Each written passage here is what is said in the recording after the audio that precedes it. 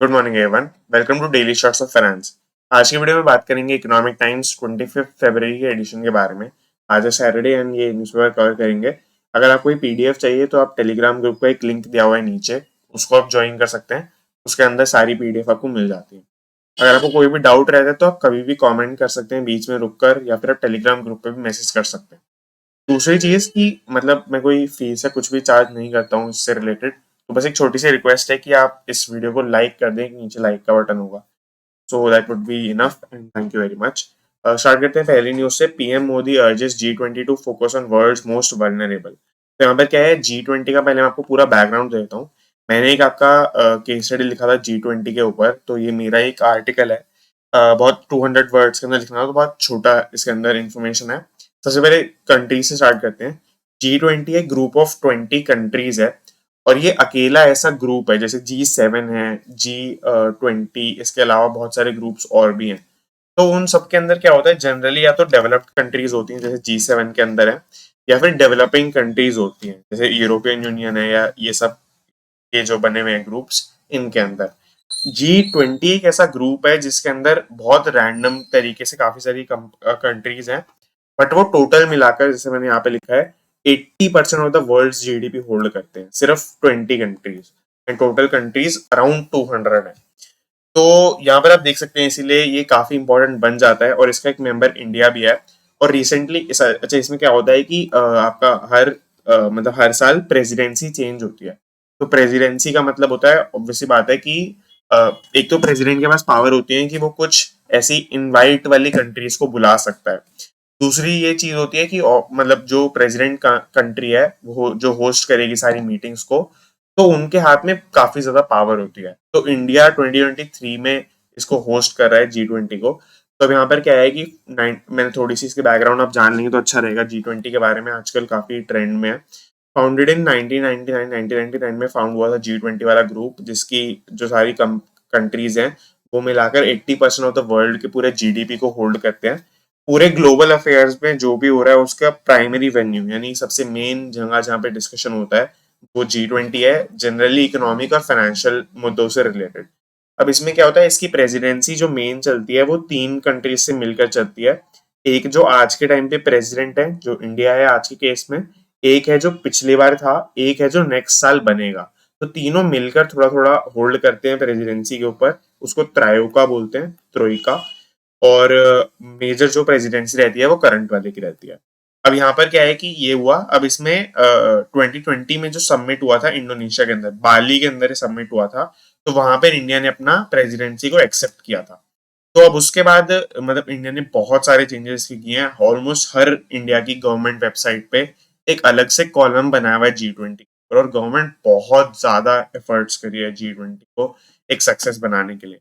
तो अब यहाँ पे न्यूज के अंदर क्या है कि न्यूज के अंदर अब पीएम मोदी, अब क्योंकि कल पहली मीटिंग स्टार्ट हो गई थी एंड आज वो एंड होगी, 2 दिन की मीटिंग है, और फरवरी से सितंबर तक, अब सैटरडे तक ये भी आज एंड होगी। तो अब ये जो मीटिंग है इसका इन्होंने, पीएम मोदी ने कहा है कि हम सबसे वर्ल्ड का जो वल्नरेबल चीजें हैं इन पे फोकस करते हैं। जो इन्होंने बोला है कि geopolitical tensions, disruptions in global supply chain, rising food prices and swelling debt levels in some countries, इन पे फोकस करने के लिए कहा जा रहा है। क्योंकि ऑब्वियसली बात है कि जो ग्रुप है पूरा, ये इकोनॉमिक्स एंड फाइनेंस के मुद्दे पे ज्यादा फोकस्ड रहता है, तो ये काफी इंपॉर्टेंट बन जाता है। और आज के टाइम पे आपको G20 का एक भी अपडेट मिस नहीं करना चाहिए, बहुत ज्यादा इंपॉर्टेंट चीज है। ऑलमोस्ट इंडिया के नेक्स्ट 10 साल इससे शेप होने वाले हैं, ऐसा एक्सपर्ट्स कहते हैं। अब यहाँ पर ग्लोबल सप्लाई चेन में, अगर आपको समझ में नहीं आ रहा, सप्लाई चेन में इशू होने का मतलब होता है कि माल जो प्रोडक्शन है, प्रोडक्शन की साइड से दिक्कतें आ रही हैं। प्रोडक्शन की साइड से दिक्कतें मतलब रॉ मटेरियल नहीं मिल पा रहा है, या फिर कोई भी लेबर नहीं है, या कुछ भी चीजें हैं जिनकी वजह से प्रोडक्शन नहीं हो पा रहा, या आगे सप्लाई नहीं हो पा रही चीजों की। जैसे अगर मान लेते हैं रशिया में यूक्रेन में वॉर हो गया था जैसे, तो अगर उसमें ऐसे हुआ है कि रशिया के ऊपर सैंक्शंस लगा दिए लोगों ने, रशिया से एक्सपोर्ट नहीं हो पा रहा माल, तो वो भी एक ग्लोबल सप्लाई चेन का डिसरप्शन ही है, क्योंकि रशिया से प्रोडक्शन नहीं आ पा रहा। रशिया से मे बी कोल आता है या जो भी आता है वो नहीं आ पा रहा जैसे हम प्रोडक्शन करते हैं। ये थोड़ा सा बड़ा हो गया यहाँ पर, बट काफी इंपॉर्टेंट था। अच्छा, ये जो हमारा हो रहा है G20 के समिट, वो कर्नाटका की कैपिटल के अंदर हो रहा है। अभी गोवा में भी कुछ मीटिंग्स होंगी, होल्ड होंगी, न्यू दिल्ली में भी होंगी, काफी सारी जगह पे होने वाली है। तो ये चीज है। अच्छा, क्योंकि पूरे साल प्रेसिडेंसी रहती है तो अलग अलग जहाँ पे मीटिंग्स हो सकती हैं, और इसके मेंबर जो बनते हैं, जो मेन डिस्कशन करने आते हैं लोग, वो दूसरी कंट्रीज के फाइनेंस मिनिस्टर्स, सेंट्रल बैंक के गवर्नर्स, ये लोग होते हैं, और हमारी कंट्री के तो होते ही हैं। और ये चीज है। तो आई होप आपको ये पूरा क्लियर होगा। अगर आपको G20 में कोई भी डाउट है तो आप कमेंट कर सकते हैं। अगर आपको प्रॉपर एक वीडियो चाहिए तो मैं G20 पर अलग से वीडियो भी बना सकता हूँ। आगे चलते हैं। G gets breather as NCLAT stage insolvency process. तो अब क्या है कि जी की एक इंसॉल्वेंसी प्रोसेस चल रही है, मतलब जिसे जी का मतलब इंसॉल्वेंसी का मतलब होता है जब आपका डेट, आपका लोन इतना बढ़ जाता है जितना आपके पास एसेट्स नहीं है। तो आपके जब अगर क्रेडिटर्स ये चाहते हैं कि आपकी इंसॉल्वेंसी हो जाए तो वो अलाउ कर दें, मतलब गवर्नमेंट अलाउ करती है। इंसॉल्वेंसी में क्या होता है कि आपका सारा असेट्स वसेट्स बेचकर जितना भी है आपके क्रेडिटर्स की पेमेंट की जाती है, और सारा जो कंट्रोल है वो किसी भी इंसॉल्वेंट वाली बॉडी को दे दिया जाता है, जो इस केस में एनक्लैट है। एनक्लैट में क्या है, national company law appellate tribunal. Appellate tribunal का मतलब है, ट्रिब्यूनल का मतलब होता है कि जो एक ऐसी कोर्ट का स्पेशल डिवीजन जो एक ही काम के अंदर स्पेशलाइज करता हो। जैसे अगर हाई कोर्ट है, हाई कोर्ट में हर तरीके के केसेस सुने जाएंगे, बट अगर कोई जैसे कंपनी लॉ का ट्रिब्यूनल है तो कंपनी लॉ से रिलेटेड चीजें सुनी जाएंगी। एंड एपेलेट ट्रिब्यूनल है, ए जो लिखा हुआ है एपेलेट, इसका जैसे यहाँ पे आप एक बार पहले वर्ड देख लेंगे तो आपको बेटर समझ में आएगा। एपेलेट, एपेलेट मतलब अपील्स की बातें होंगी, इसमें अपील सुनी जाएंगी। अगर जैसे एनक्लैट, अगर हम एनसीएलटी सिर्फ सोचते हैं, एनसीएलटी में पहले केस था ये वाला, अब एनक्लैट में आया है, तो एनसीएलटी की बात करेंगे तो यहाँ पे दोनों पार्टीज जो है वो मिलके आपका जाएंगी और बात करेंगी। पर एनक्लैट में क्या होगा कि एक अपील करने वाली थर्ड पार्टी भी आ सकती है या ऐसे हो सकता है। अब यहाँ पर अभी तक क्या था, अभी जो पार्टीज थी वो आपका जी लिमिटेड था। अच्छा, जी लिमिटेड के साथ एक और कंपनी है आपकी, जो जी लिमिटेड के पूरे ग्रुप के अंदर ही है, बट लाइक वो दोनों, उन दोनों का रेजोल्यूशन हो रहा है। तो मैं आपको अगर यहाँ पे मिलेगा तो बता दूंगा, सिटी करके शायद है उसका नाम, मैं आपको एक बार बता दूंगा देखकर।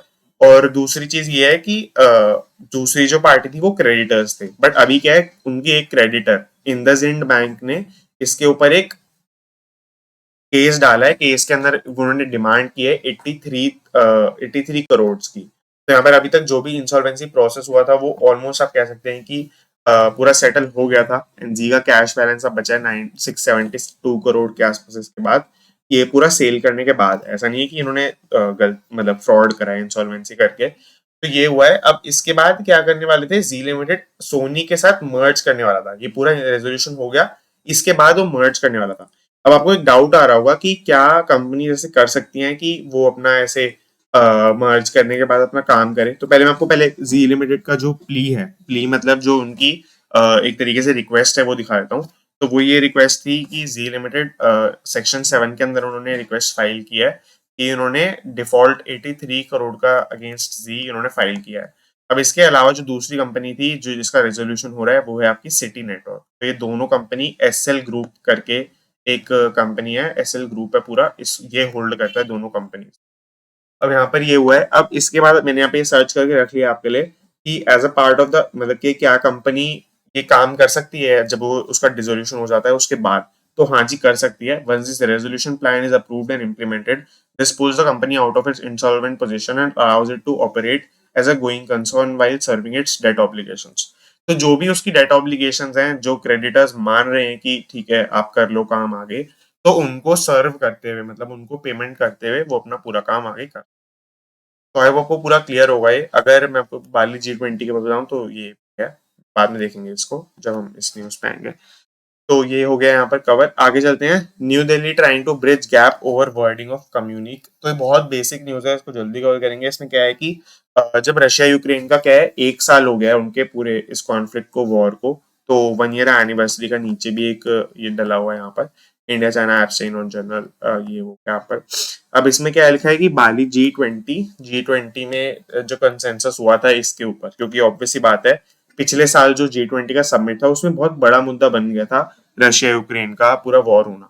तो उसके ऊपर जो भी एक सेटलमेंट होकर फाइनल वर्डिंग लिखी गई, फाइनल वर्डिंग मतलब रिपोर्ट के अंदर जो लिखा गया, उसके ऊपर बहुत सारी कंट्रीज ये चाहती हैं कि नहीं इसको चेंज करना चाहिए। और रशिया का मतलब उसमें बेसिकली थोड़ा लिबरल होके लिखा हुआ है। लिबरल का मतलब है कि थोड़ा ऐसे रशिया को भी इतना बुरा नहीं दिखाया गया है ऐसे। तो इसको वो कंट्रीज हैं जो वो नहीं चाहती हैं। Several countries want a strong condemnation of Russia's invasion of Ukraine while India wants to focus on the economic agenda. तो मतलब देख सकते हैं कि आप काफी सारी कंट्रीज ये चाहती हैं कि कंडेमनेशन हो। कंडेमनेशन मतलब कुछ बुरा पछतावा मिले उनको, कुछ ऐसा हो रशिया को, क्योंकि उन्होंने इन्वेजन किया यूक्रेन के ऊपर। तो एटलीस्ट हम रिपोर्ट के लेवल पे या कम्युनिक कम्युनिक का मतलब है कि एक ऑर्डर पास हुआ हो, और स्पेशली इंडिया के अंदर हुआ हो, तो मतलब हिस्ट्री में कम्युनिक वहीं यूज किया गया है ज्यादातर। तो ये हुआ। अब यहाँ पे न्यू दिल्ली इसलिए लिखा है क्योंकि इंडिया ये गैप सबमिट करने की कोशिश करेगा। हालांकि क्योंकि आप देख सकते हैं, पहले हमने मोदी की न्यूज पढ़ी थी जो उन्होंने फोकस करने के लिए बोला, तो वही यहाँ पर वापस आता है कि इन्होंने बोला है कि while India wants to focus on the economic agenda, मतलब इंडिया फिर भी यही चाहता है कि ये सब में हम टाइम वेस्ट ना करें, इकोनॉमिक एजेंडा पे फोकस करें। पर ऑब्वियसली बात है कि टाइम वेस्ट करने की डेफिनेशन अलग अलग होती है, और कुछ कंट्रीज के लिए ये टाइम वेस्ट में भी नहीं है। बट इंडिया जो होस्ट कर रहा है उसके लिए अब ये मान के चल सकते हैं कि हर मीटिंग या हर डिस्कशन इंपॉर्टेंट होने वाला है। तो आगे चलते हैं। Adani stocks drop again, total market cap loss at 12 lakh crore. तो यहाँ पर आप देख सकते हैं अदानी स्टॉक्स का वापस एक न्यूज है कि उनको वापस एक ड्रॉप आया है और मार्केट कैपिटल में लॉस हुआ है। मार्केट कैपिटल का मैं आपको फॉर्मूला बता देता हूँ। मार्केट कैप के फॉर्मूला के अंदर एक इंटरेस्टिंग चीज है एक्चुअली।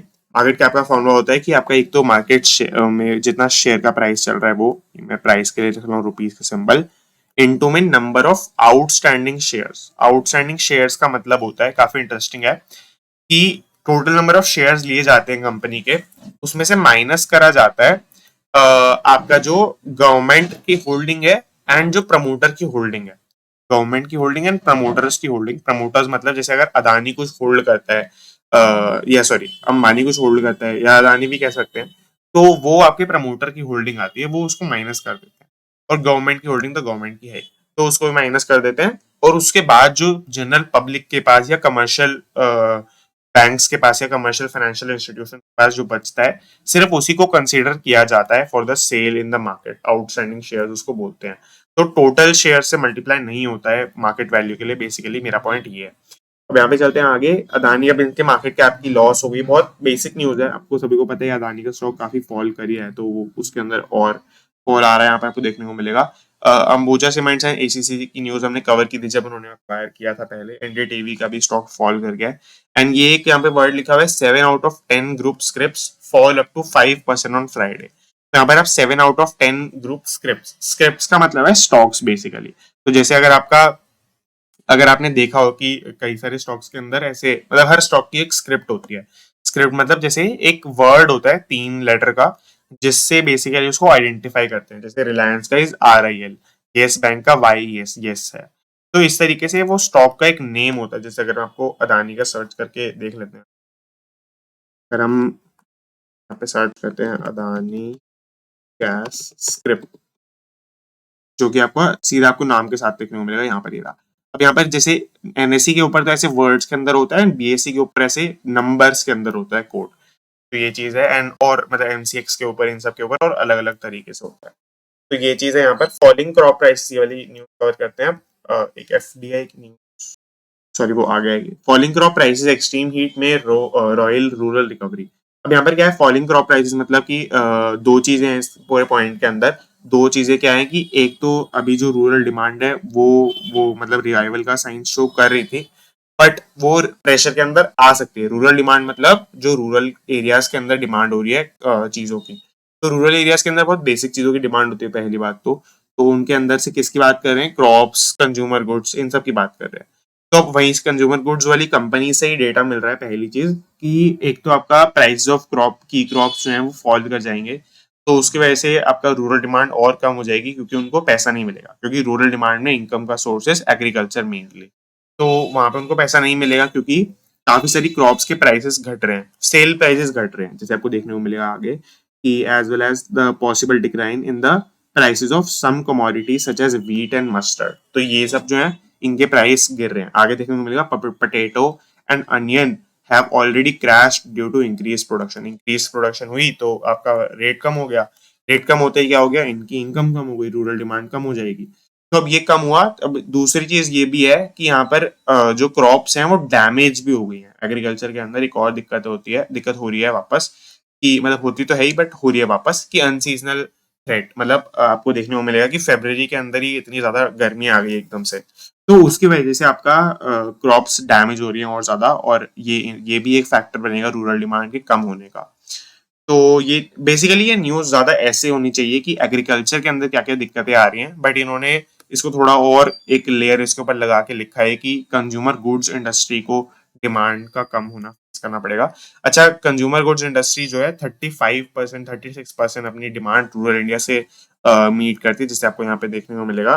ये हमने एक रिपोर्ट, ये मतलब एक एफएमएस की केस बुक है, इसके अंदर एक रिपोर्ट है एफएमसीजी के ऊपर। तो आप देख सकते हैं यहाँ पर कि पूरी डिमांड के अंदर हाउस होल्ड ये सब है, रीजन वाइज रूरल जो एरियाज हैं 36% डिमांड को होल्ड करते हैं पूरे इंडिया के अंदर एफएमसीजी सेक्टर के अंदर। तो अब ये हुआ यहाँ पर उन्होंने खुद भी ये वैल्यू लिखी है, rural markets which contribute more than 35% to annual FMCG sales. ये चीज है। अब ये आपको यहाँ काफी सारे प्राइसेस वगैरह दे रखे हैं, आप चाहें तो पढ़ सकते हैं, बट आपको बेसिक कॉन्सेप्ट समझ में आ गया होगा इसके अंदर एग्रीकल्चर।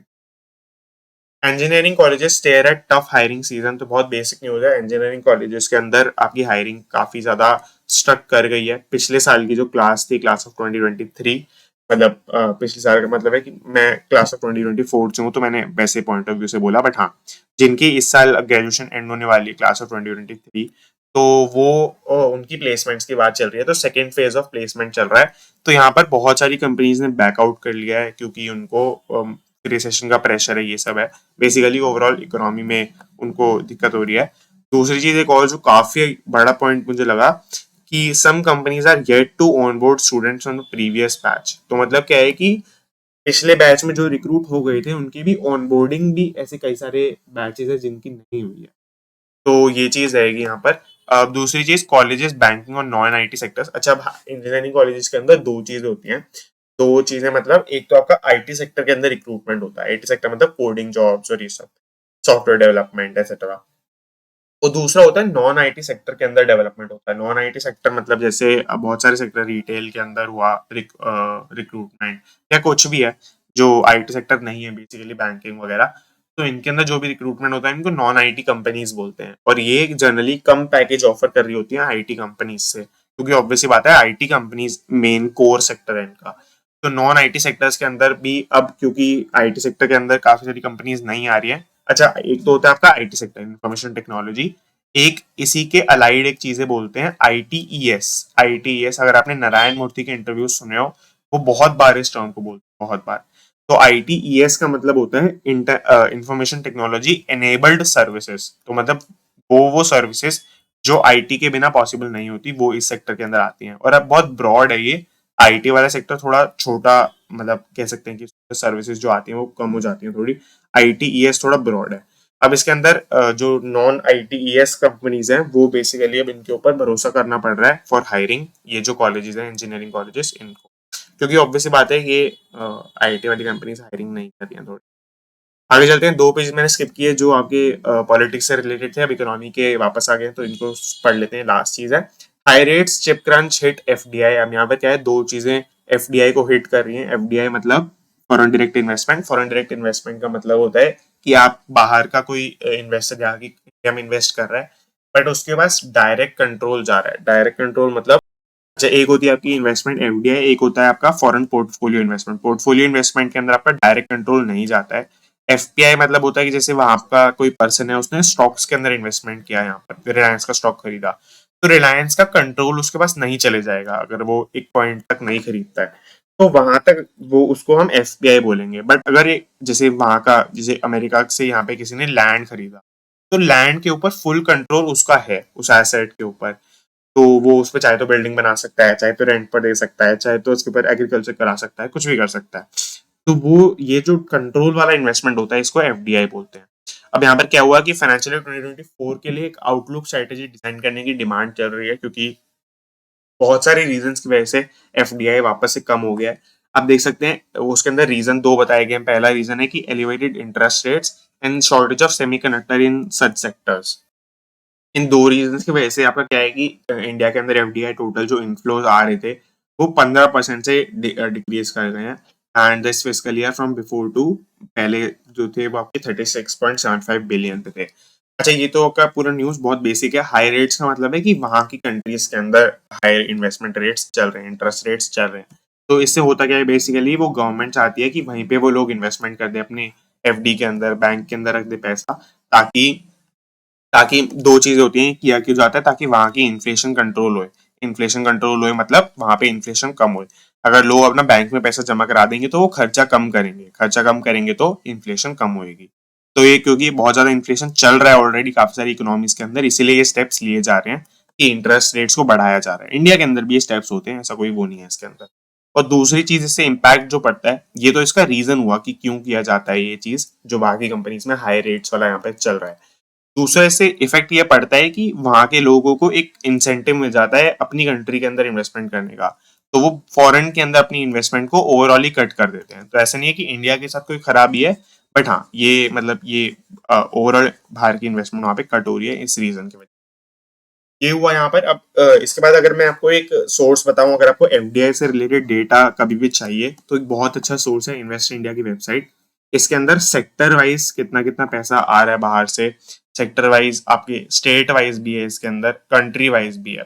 तो हर आप जैसे इसराइल कंट्री में अगर आप जाते हैं, ओपन होने देते हैं इसको, तो आप यहाँ पे देख सकते हैं कि इसराइल के अंदर हम कैसे बिजनेस कर रहे हैं, किसके सेक्टर के अंदर बिजनेस आ रहा है, किस अभी क्या रिसेंट डेवलपमेंट हुई है, और ये सब पूरी हाईलाइट दी हुई है। कौन इनके ऑफिशियल्स हैं जो यहाँ पे इससे बेसिकली रिलेटेड है, इसराइल के पूरा काम कराने से। हमने किस किस सेक्टर के अंदर यहाँ पे देख सकते हैं इन्वेस्टमेंट की है, वहां पे उन्होंने किस किस सेक्टर के अंदर हमने इन्वेस्टमेंट कर रखी है उन्होंने। तो ये सब चीजें करके है यहाँ पर। ये कंट्री डेस्क है, इसके अंदर सारी कंट्रीज जिससे हम मेजर इन्वेस्टमेंट करते हैं। रिसोर्सेज वगैरह के अंदर आप देख सकते हैं G20 के बारे में एक अलग से पूरा सेक्शन है। अपॉर्चुनिटीज के अंदर ऑल सेक्टर्स के बारे में दिया हुआ है एंड स्टेट वाइज भी दिया हुआ है। तो इस तरीके से है आपका, जैसे आप दिल्ली पे जाएंगे अगर, तो मैं बेसिकली आपको एक्सप्लोर थोड़ा इसलिए करा रहा हूँ ताकि अगर आपको एफडीआई से रिलेटेड कोई भी डेटा चाहिए तो आप ये कर सकते हैं, यहाँ पर इसको जा सकते हैं। अब ये वो सेक्टर्स हो गए जिनके अंदर दिल्ली में आपका मेजर इन्वेस्टमेंट आ रहा है। तो ये आप देख सकते हैं यहाँ पे आपको ITS जो मैंने आपको अभी बताया ये भी तो इस तरीके से है यहाँ। आई होप आपको ये वाली न्यूज पूरी क्लियर होगी। आगे चलते हैं। Industry led chip R&D centre soon MOSIT। तो ये बेसिकली इतना ऐसे कोड लैंग्वेज टाइप लगता है अगर आप हेडलाइन पढ़ते हैं सिर्फ। तो यहाँ पर क्या है कि इस चिप का मतलब है सेमीकंडक्टर चिप। तो सेमीकंडक्टर चिप क्योंकि यहाँ पर इससे रिलेटेड एक न्यूज है, तो वो यहाँ पे इन्होंने इसको थोड़ा रिप्लाई करते हुए एक तरीके से कहा है कि सेमीकंडक्टर चिप के लिए एक R&D सेंटर गवर्नमेंट अपनी तरफ से खोलना चाहती है। उसका नाम करेगी ISCR, Indian semiconductor research centre. तो इसका एक नाम करेगी। MOSIT का मतलब है IT सेक्टर के, IT मिनिस्ट्री के, जो मैंने आपको कल भी दिखाई थी, ministry of electronics and information technology, MEITY। तो इनका क्या है, ये आपका एक MOS बनाते हैं। MOS मतलब member of state. Member of state जैसे एक तो आपके होते हैं कैबिनेट मिनिस्टर, जिसमें आपको पूरा दिखाया था यहाँ पर। एक होता है आपका पूरा एक यूनियन काउंसिल ऑफ मिनिस्टर होता है जो हर इंडस्ट्री को हेड कर रहे होते हैं। एक इनके पीछे जो होती है वो ब्यूरोक्रेसी होती है। ब्यूरोक्रेसी मतलब जो आपके IAS लोग बनते हैं, बाद में जाकर सेक्रेटरी बनते हैं जो, तो वो होते हैं इनके पीछे। बट जो मेन आपके मिनिस्टर होते हैं जो पार्टी से बेसिकली जाते हैं, जैसे फाइनेंस मिनिस्टर आपकी निर्मला सीतारामन है, तो इस तरीके से हर इंडस्ट्री के एक मिनिस्टर होते हैं। डिफेंस मिनिस्टर राजनाथ सिंह का आपने नाम सुना होगा, Amit Shah home affairs minister का नाम सुना होगा, रोड के मिनिस्टर आपके नितिन गडकरी, इनका नाम सुना होगा, एक्सटर्नल अफेयर्स मिनिस्टर का भी नाम सुना होगा, तो ये आपके पीयूष गोयल का भी नाम सुना होगा। तो इस तरीके से ये जो सारे हैं वो आपके मिनिस्टर हो गए इंडस्ट्रीज के। अब इनके बाद क्या होता है, इनके एक लेवल नीचे जो आते हैं वो आपके मिनिस्टर ऑफ स्टेट आते हैं। अब स्टेट से इसका मतलब ये नहीं है कि कोई वैसी वाली स्टेट से आपका कुछ लिंक है इसका। स्टेट से इसका बेसिकली मीनिंग है राज्य। तो यानी पूरे इंडिया एज अ नेशन को स्टेट बोल रहे हैं लोग, क्योंकि जैसे मतलब स्टेट का एक ग्रामर वाला मीनिंग है, वैसा पॉलिटिक्स वाला या पॉलिटिकल साइंस वाला मीनिंग नहीं है कि स्टेट और सिटी, जो स्टेट और मतलब नेशन में जो डिफरेंस होता है वो वाला चीज नहीं है यहाँ पर। तो मिनिस्टर ऑफ स्टेट एक बनता है हर मिनिस्ट्री के अंदर, या कभी कभी सब डिविजन करके दो तीन बनाए थे, जैसे रेलवे के अंदर दो है यहाँ पर। तो इस तरीके से ये इसको अंडर, ये मतलब इनके अंडर होते हैं जो मेन मिनिस्टर हो, जैसे रेलवे है यहाँ पर इनके अंडर होगा ये। तो ये इस तरीके से वर्क करता है। मिनिस्टर ऑफ स्टेट बेसिकली एक लेवल डाउन है कैबिनेट मिनिस्टर से। तो IT के जो मिनिस्टर ऑफ स्टेट है उन्होंने ये चीज कही है, जो कि आपके राजीव चंद्रशेखर है। अगर आप चाहें तो इसके अंदर भी ये चीज देख सकते हैं, अगर आपको IT के मिनिस्टर यहाँ पर सर्च करने हो। इंफॉर्मेशन एंड ब्रॉडकास्टिंग के ये हो गए, बट इंफॉर्मेशन एंड टेक्नोलॉजी, ये रहा यहाँ पर minister of state electronics and IT के राजीव चंद्रशेखर जो है। तो आप चाहे तो इनको ऐसे देख सकते हैं, इन्होंने ये स्टेटमेंट दिया है। तो आई होप पूरा आपको न्यूज़पेपर क्लियर होगा। अगर आपको कोई भी डाउट रहता है तो आप कमेंट कर सकते हैं। थोड़ी बड़ी वीडियो बन गई आज, but it was worth it क्योंकि काफी सारी G20 से रिलेटेड समझाना था और वो सब चीजें हैं। ये आपके सामने हमारा पेज है डेली शॉर्ट्स ऑफ फाइनेंस का, इसका लिंक आपको नीचे दिया हुआ है। अगर आप चाहें तो इसको फॉलो कर सकते हैं। बहुत ही जल्दी इसके ऊपर बहुत ही वैल्यूएबल कंटेंट आ रहा होगा, जो कि फाइनेंस सिंप्लीफिकेशन जो हमारा मोटिव है इसको और फर्दर कर रहा होगा। तो आप चाहें तो इसको फॉलो कर सकते हैं, नीचे आपको लिंक दिया हुआ है। That is it, thank you for watching and